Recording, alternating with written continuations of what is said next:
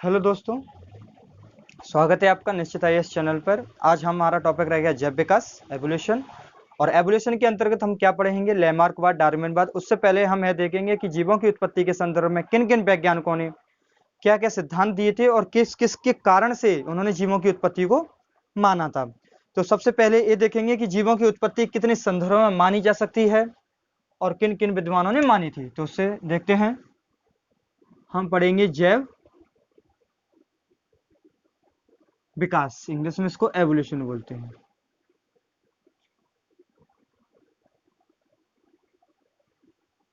Evolution, जैव विकास का जो अर्थ होता है, जैव विकास का जो अर्थ होता है, जीवों में होने वाली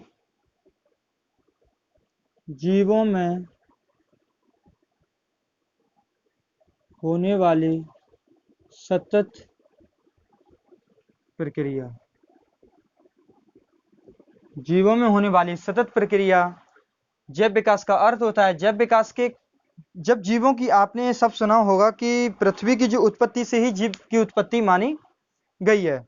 इसलिए जैव विकास के बहुत से टीचर होते हैं कि जैव विकास से पहले पृथ्वी की उत्पत्ति पढ़ाते हैं, लेकिन मैं पृथ्वी की उत्पत्ति नहीं पढ़ाऊंगा, क्योंकि आप सब लोग जब ज्योग्राफी में पढ़ते होंगे, साइंस में पढ़ते होंगे, सब में पढ़ते होंगे आप जीव की उत्पत्ति की 4.6 अरब साल पहले पृथ्वी की उत्पत्ति हुई थी। उसके 50 करोड़ साल बाद जीवन की उत्पत्ति धीरे धीरे हुई है। उससे हमारा टाइम वेस्ट होगा। हम आते हैं कि जब 50 करोड़ साल बाद, पृथ्वी के 50 करोड़ साल बाद जब जीवों की उत्पत्ति हुई, तब क्या क्या प्रक्रिया द्वारा पहले कौन से जीव आए? तो पहले प्रोकैरियोटिक कोशिका से बने हुए जीव आए, जो कि एक कोशिकीय थे। उनके बाद धीरे धीरे हमारा विकास होता गया, और इसी को हम जैव विकास के अंतर्गत पढ़ेंगे। जैव विकास के अंतर्गत 4 सिद्धांतों, एक स्वतः जननवाद, दूसरा जीवों की उत्पत्ति जीवों की उत्पत्ति जो है जीवों से मानी है। हम बताएंगे कि एक एक करके कि स्वतः जननवाद क्या होता है। जीवों की उत्पत्ति जीवों। तीसरा पढ़ेंगे अकार्बनिक पदार्थों से,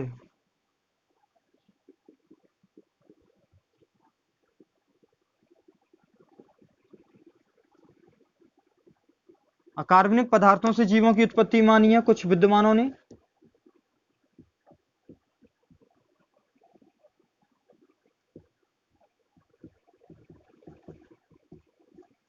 और चौथा जो हमारा मोस्ट इंपोर्टेंट रहेगा, वो स्टैनले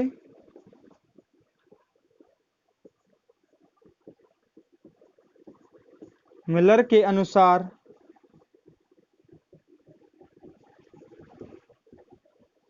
जीवों की उत्पत्ति। इनको हम देखेंगे थोड़ा थोड़ा, इनको देखेंगे, बहुत ज्यादा इंपोर्टेंट है। स्टैनली मिलर के अनुसार जीवों की उत्पत्ति, इसकी उत्पत्ति को बहुत नजदीक माना जाता है। जीवों की उत्पत्ति के संदर्भ में नजदीक इसलिए माना जाता है कि इन्होंने सबसे पहले प्रोकैरियोटिक कोशिका को अपनी लैब में तैयार किया था। बाद में प्रोकैरियोटिक कोशिका नाम दिया गया था, उससे पहले कुछ और नाम था, हम बताएंगे क्या नाम था। तो सबसे पहले पढ़ते हैं स्वतः जननवाद।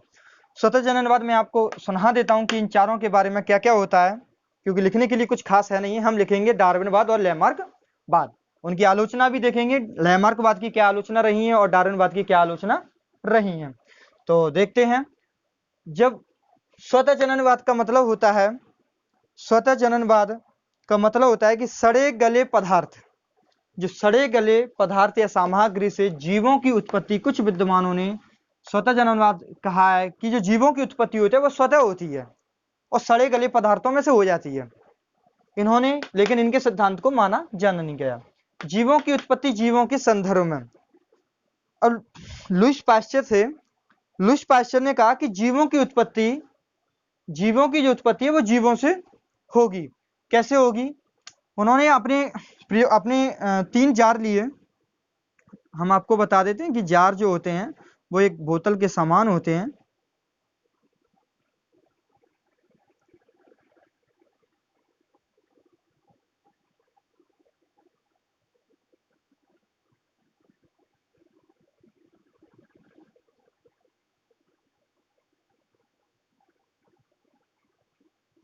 बोतल के समान होते हैं जार,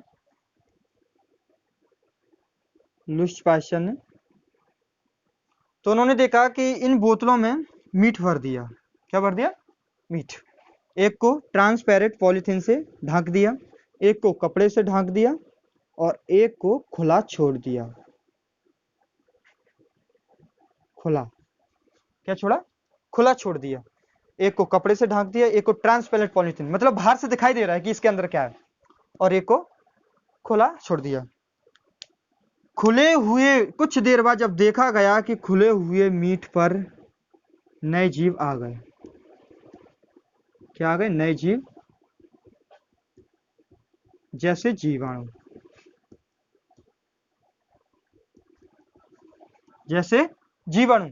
और इसके साथ ही जो स्वतः जननवाद की जो प्रक्रिया को उन्होंने गलत बताया, क्योंकि अगर स्वतः जननवाद होता तो ये ट्रांसपेरेंट थी, इसके ऊपर भी जीव आने थे, और इसके कपड़ा ऊपर ढका हुआ था तो इसके ऊपर भी जीव, जबकि इनके ऊपर जीव, किसी भी प्रकार के जीवाणु या किसी भी प्रकार के जीव की उत्पत्ति नहीं हुई। कहां पर हुई है? सिर्फ खुले जार पर, जो कि बोतलनुमा संरचना होती है उसकी।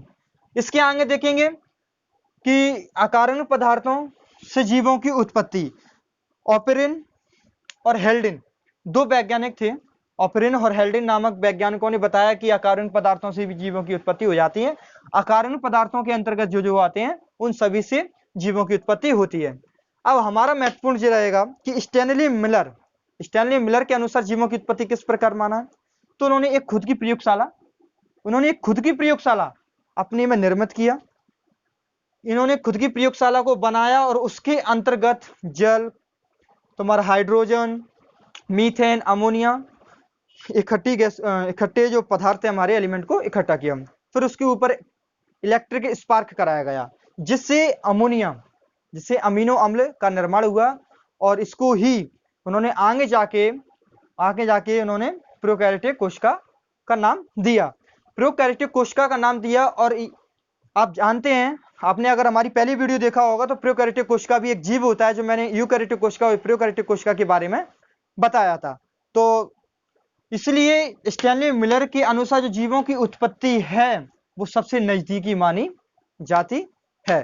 तो अब हम देखते हैं कि जैव विकास के अंतर्गत लैमार्कवाद और डार्विनवाद के किस प्रकार सिद्धांत दिए गए हैं, और सिद्धांत को जरा पढ़ेंगे, उनकी बुक्स को पढ़ेंगे, आलोचना को पढ़ेंगे, और क्या क्या और हम पढ़ सकते हैं, उनके सिद्धांतों को पढ़ेंगे, किस प्रकार के उनके सिद्धांत काम करते हैं, किन्होंने उनके सिद्धांत को फेल किया था, फिर फेल होने के बाद क्या कारण थे, और जो जिन्होंने फेल किए थे लैमार्कवाद के सिद्धांत और डार्विन, उन्होंने किस तरीके से अपने सिद्धांत को दिया था। तो देखते हैं, सीखते हैं, क्योंकि देखेंगे तभी सीखेंगे। ये हम रफ कर देते हैं। ये आपका बेसिक था, अब आपको सही प्रकार से समझ में आ जाएगा, सही तरीके से समझ में आ जाएगा। जैव विकास, एक साइड ले लेते हैं हम डार्विन और एक साइड ले लेते हैं हम लैमार्क। एक साइड लेंगे हम लैमार्क। पुरानी वीडियो में हमने बता दिए हैं कि लैमार्क फ्रांस के थे। जिन्होंने लास्ट वीडियो, बहुत सारी वीडियो अभी गई हैं, देख लें और अपना इंप्रूव कर लें। एक तरफ हम लिखेंगे डार्विन, इंग्लिश में भी डार्विन ही बोलते हैं। इनके सिद्धांत, इन्होंने दो सिद्धांत दिए थे। कितने सिद्धांत दिए थे? दो। हल्के याद करते चलना, दो सिद्धांत दिए थे।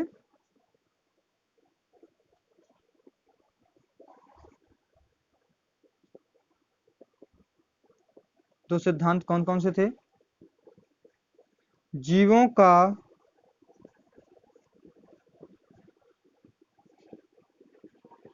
प्रयोग और अनुप्रयोग। जीवों का प्रयोग और अनुप्रयोग, उपार्जित लक्षणों की वंशागति।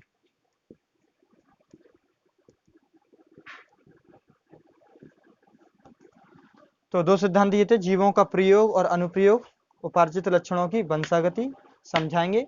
चलो पहले इसी को निपटा लेते हैं, फ्रांस को, लैमार्क को। लैमार्क के लैमार्कवाद कहा जाता है, यहाँ पर लिख सकते हो आप, लेमार्क के सिद्धांतों को जोड़कर इसमें लेमार्क बात कहेंगे इनको हम। साथ साथ में देखते हैं इन्होंने अपनी पुस्तक भी लिखी है,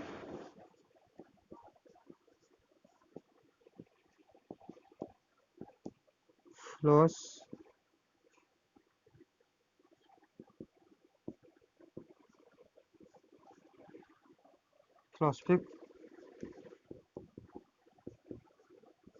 जियोलॉजिक।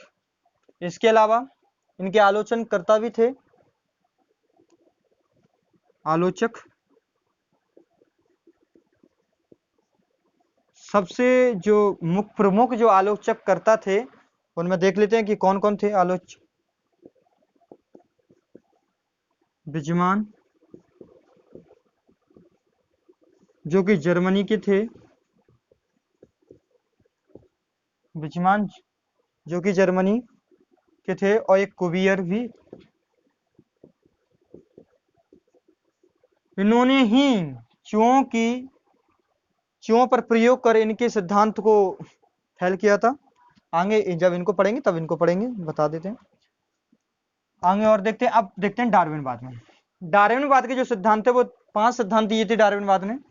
पहला 5 सिद्धांत दिए थे, प्राकृतिक वर्णवाद,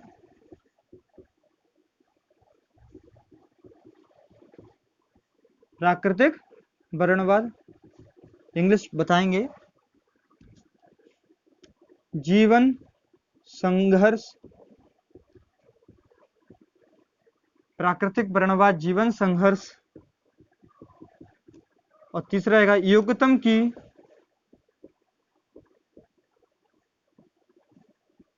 उत्तरजीविका,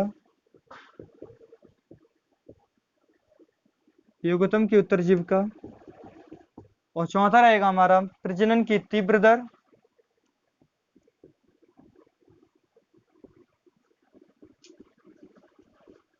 प्रजनन की तीव्र दर। और पांचवा रहेगा वंशागति और विविधताएं कह लीजिए या भिन्नताएं कह लीजिए, दोनों का इंग्लिश मीन्स होगा variation. Heredity and variation, fast rate of reproduction, survival of the fittest, struggle of life and natural selection. Natural selection, struggle of life, survival of the fittest, fast rate of the reproduction and heredity and variation, विविधता या भिन्नता।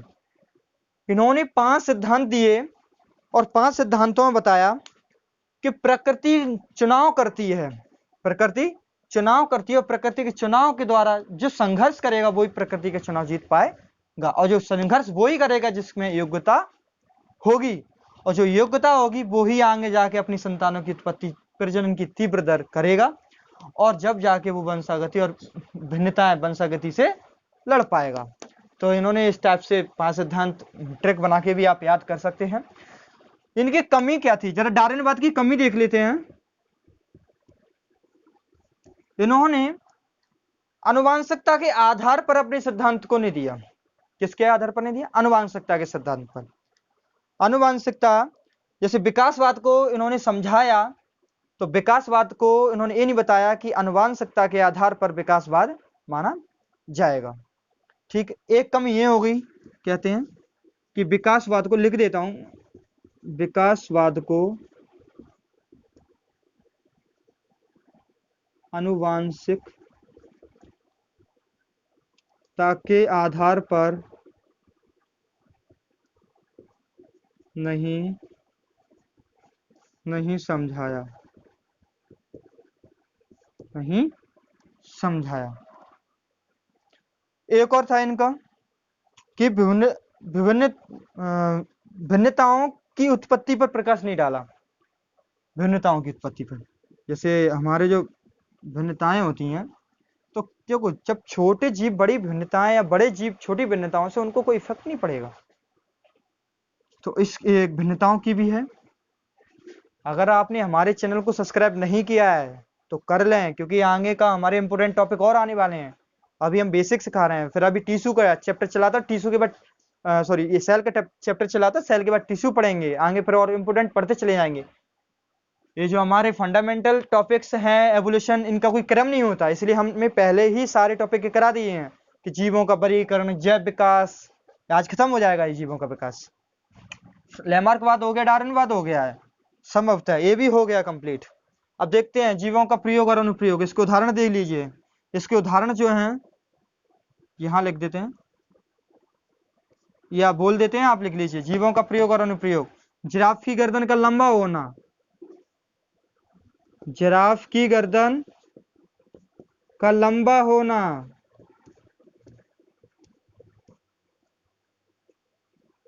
सर्पों में पैर का ना होना, इन्हीं के हैं उदाहरण। जिराफ की गर्दन का लंबा होना, सर्पों में पैर का ना होना, और कर्णपल्लव भी इसी का उदाहरण है। इनके भी है प्राकृतिक वर्णन में, ये इनके 5 सिद्धांत हैं, इसलिए डार्विन को ज्यादा महत्व दिया गया है और इनकी जो पुस्तक है वो बहुत महत्वपूर्ण मानी गई है। लगभग है कि बहुत ज्यादा दूसरे नंबर पर इनकी पूरे वर्ल्ड में पुस्तक आती है। तो ये हमने समझ लिया लैमार्कवाद। इससे जाना, अब फंसेंगे क्वेश्चन कैसे आएंगे हमारे एग्जाम में? क्वेश्चन सिर्फ ऐसे आएंगे कि फिलोसफिक जूलॉजिक पुस्तक किसने लिखी है? लैमार्क ने लिखी। लैमार्क कहाँ के थे? तो फ्रांस के थे। देखो फैक्ट वाइज आएंगे, अगर आप यूपीएससी की बात करें तो यूपीएससी में ऐसे क्वेश्चन नहीं आएंगे। तो फैक्ट वाइज जो छोटे छोटे एग्जाम होते हैं, एग्जाम्पल भी आ सकता है। आलोचक कौन थे बड़े? क्योंकि प्रमुख आलोचक यही थे, बिजमान कुवियर जर्मनी के थे, बहुत बड़े आलोचक थे। डार्विन के 5 सिद्धांत में से 3 दे देंगे, एक कोई और दे देंगे, तो ये पूछेंगे कि इनमें कौन सा सिद्धांत डार्विनवाद का नहीं है, ऐसे भी क्वेश्चन आएगा। इन्होंने किसके आधार पर इनके सिद्धांत फेल हो गए थे? तो क्या हो गए थे? विकासवाद को अनुमानसिकता के आधार पर नहीं समझाया था। तो यही हमारा लैमार्कवाद और डार्विनवाद है। तो आगे चैप्टर चलेगा, देखते हैं अगर कोई और फंडामेंटल टॉपिक बचा होगा तो हम पढ़ाएंगे, अन्यथा अब सेल से डायरेक्ट टिश्यू की कड़ी जोड़ देंगे और फिर हमारा इंक्रीजिंग हमेशा टॉपिक होता रहेगा। तो धन्यवाद। अगर आपने हमारे चैनल को अभी भी सब्सक्राइब नहीं किया तो सब्सक्राइब कर लें, क्योंकि बहुत सारे हम आपको पढ़ाने वाले हैं अच्छा। धन्यवाद।